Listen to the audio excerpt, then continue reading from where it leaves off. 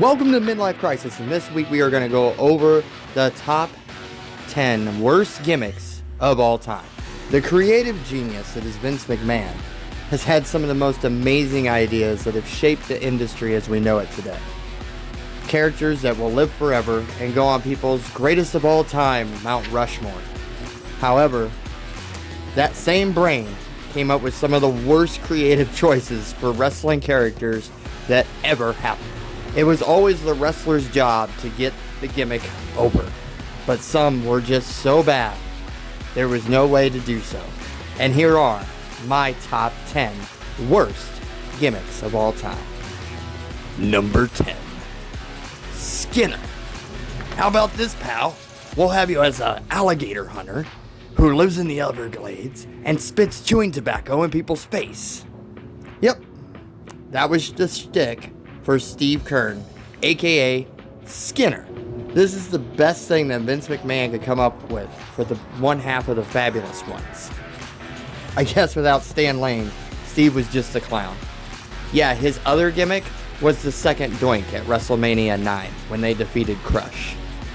I guess that's a bigger accomplishment than the highest step on the ladder being taken is an Intercontinental Championship loss to Bret Hart via submission. Yeah, it didn't go well for Skinner. He just developed a bad chewing tobacco habit when it was all said and done. Number 9. The Berserker. John Nord, aka the Berserker, was given the gimmick of an Icelandic Norseman.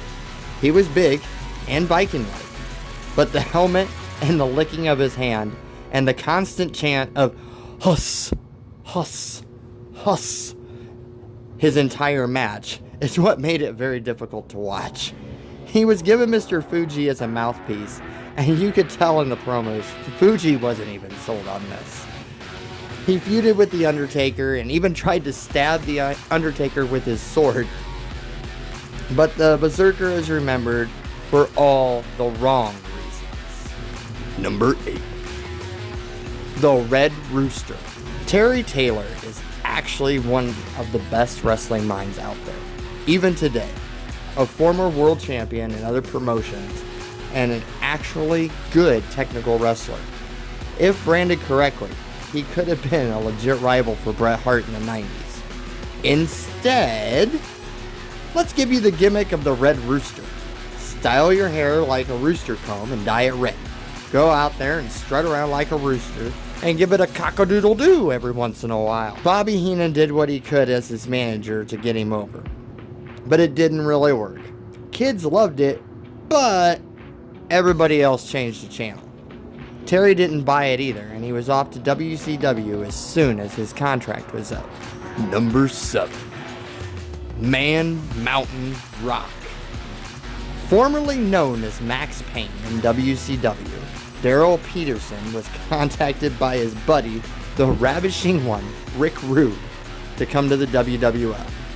When he did, Vince scrapped Max Payne, and he was deemed Man Mountain Rock.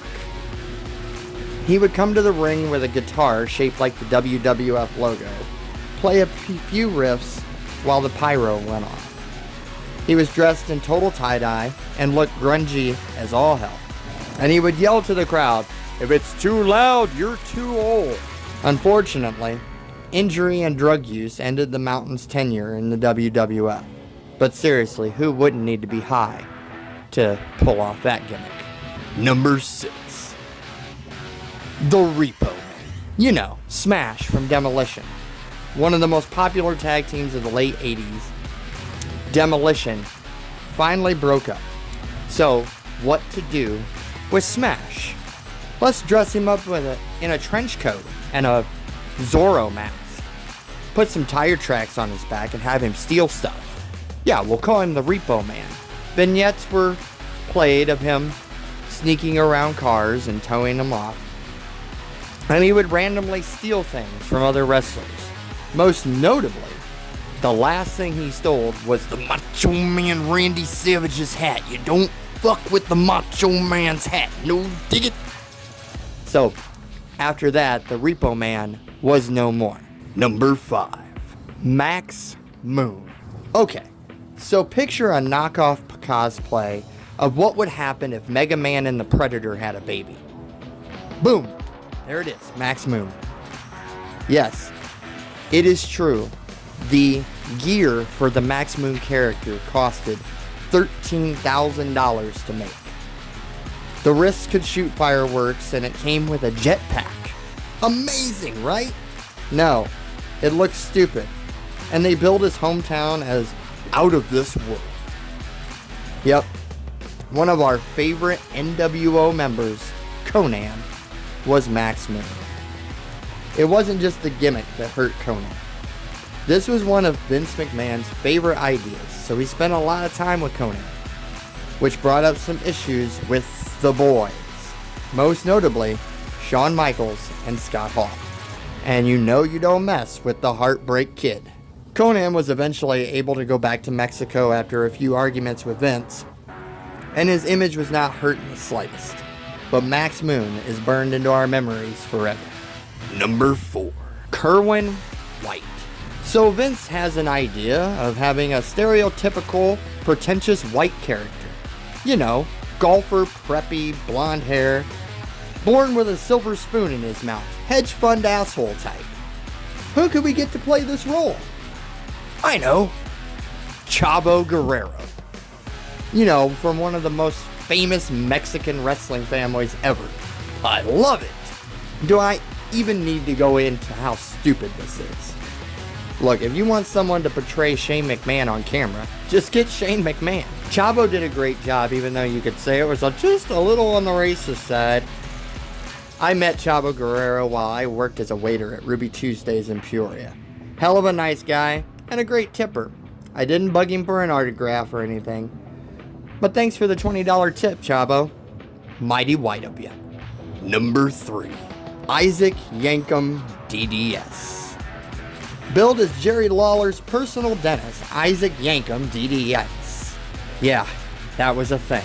His height and weight and bad teeth were highlighted in every vignette. He was brought in personally to rid the WWF of Bret Hart. Isaac Yankem failed at that. Later on, it would be Vince McMahon himself who took care of that problem. Later, Isaac Yankem would become one of the best gimmicks of all time, Kane. So, he had to go through that to get to the good stuff. Number 2. Mantar. I mean, seriously, did anybody ever have Vince McMahon tested for drugs of any type? I mean, who thought this would work? Thinking that the gimmick of a Minotaur would go over is insane. He literally wore a bison head to the ring. I mean, come on. Billed as a Minotaur, he would moo at people and stomp his foot before he ran at them and shoulder tackled them. People looked on in disbelief as he made his way to the ring. I think Vince took that as awe and amazement, because Mantar went on for about 6 months before they actually pulled the plug. Rest in peace, Mantar. Number 1. The Gobbledygooker. What's in the egg? The hyped up Survivor Series egg of 1990. People speculated for weeks on WWF programming what was in the egg. Some actually thought it might be the Nature Boy Ric Flair. Woo! Thank God it wasn't. It could have been The Undertaker who debuted at the same event. Nope, it was a man in a giant turkey suit, kind of like the Philadelphia Chicken, that hatched at the pay-per-view after all that hype. The turkey played by legendary Hector Guerrero. What did the Guerreros do to Vince McMahon? The idea was that this would be an on-screen character that would actually wrestle matches. But after the poor reception, that idea was tossed. It has become a joke of the WWE, and they probably ribbed the McMahons about it to this day. They have brought the Gooker back, and it has been played by the likes of Drew Gulak, Jey Uso, Xavier Woods, and even Maurice. Despite the Gobbledygooker sounding like a sex act in Urban Dictionary, it will go down in history as the worst gimmick ever. There is my list.